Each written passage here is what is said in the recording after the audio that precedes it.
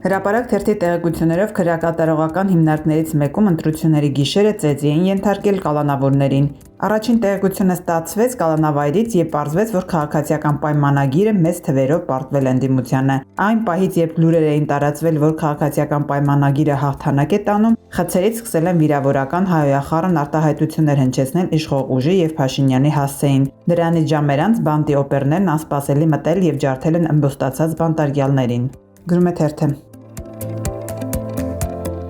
Ժողովուրդ օրաթերթը գրում է Մասիսում ուժեղ Հայաստան կուսակցության համակիրների եւ հեղի կնոջ նկատմամբ բռնության աղմկահարույց դեպքից անցել է արդեն 10 օր, սակայն նախաքննական մարմինը դեռևս չի շտապում մեղադրյալների հարցում։ Քննչական կոմիտեն հրավիրվել եւ հարցաքննվել ԵԿՄ Մասիսի մասնաճյուղի նախագահ Արսեն Հարությունյանը, ինչպես նաեւ միջադեպի մյուս մասնակիցները։ Այնուամենայնիվ նախաքննական մարմինը ըստ ամենայնի կասկածելի դանդաղկոտություն է ցուցաբերում գործի քննության ընթացքում։ Գրում է թերթը։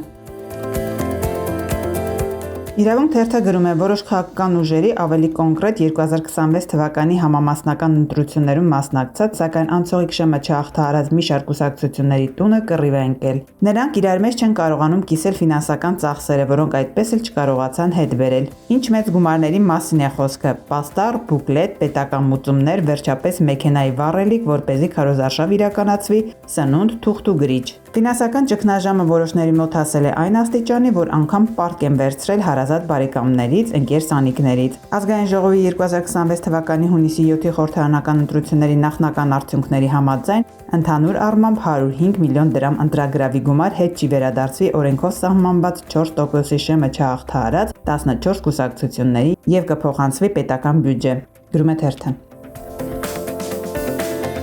Հրապարակ թերթը գրում է հունիսի 7-ի ընտրություններից հետո օրակարգային թիվ 1 հարցը շարունակում է մնալ մանդատները վերցնելու հարցը։ Թերթի տեղեկություններով մինչ 3 երեկո Սամվել Կարապետյանի հետ ապագա ֆրակցիան այդ հարցով քննարկում չի ունեցել։ Ընդհանրապես ընտրություններից հետո ապագա падգամավորները դեռ չեն հանդիպել Կարապետյանի հետ, բացառությամբ Նարեկ Կարապետյանի եւ Հատուկենտ անձանց։ Падգամավորության տեխնացուները կողմ են խորհրդարան գնալուն, բայց Կարապետյանի տեսակետը դեռ հայտնի չէ։ Ռոբերտ Քոչարյանի Հայաստան դաշինքում են հակված օգտվելու ոչ լեգիտիմ իշխանության թույլ դիրքերից վերցնելով մանդատները։ Փաստարկն այն է, որ գուցե ինչ որ պահի Նիկոլ Փաշինյանին անվստահություն հայտնելու հնարավորություն ստեղծվի։ Բացի այդ մանդատ չվերցնելը լուծում չի եւ դա պարզ երևում է Վրաստանի օրինակով։ Այդուհանդերձ վերջնական եւ միասնական որոշումը երկու խմբակցությունները ուժեղ Հայաստան եւ Հայաստան դաշինքը կայացնելու են համատեղ։ Գրում է թերթը։